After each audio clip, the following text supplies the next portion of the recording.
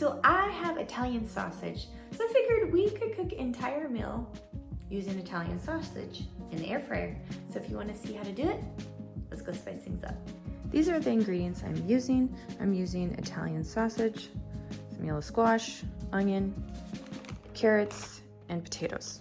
So I'm first gonna cut up my yellow squash. Now I'm gonna slice up the Italian sausage. And now I'm gonna slice up a small onion.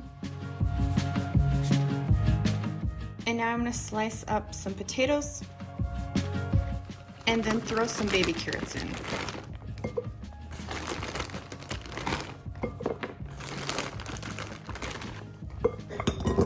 I'm gonna throw it in a bigger bowl just so I can toss it.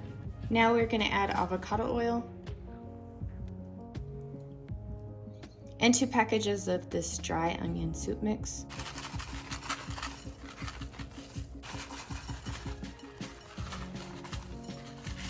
And then go ahead and stir it so that all the ingredients are coated with the seasoning.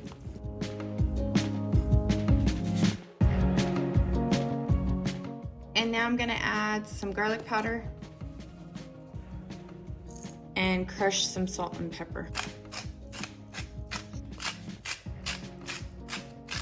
Stir it again.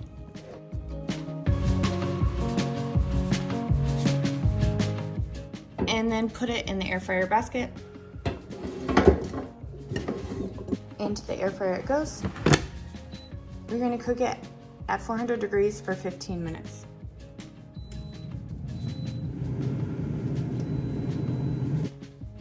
Time to open it up. Now we're gonna stir it because we want it to evenly cook. Close it back up. 400 degrees for 15 minutes again.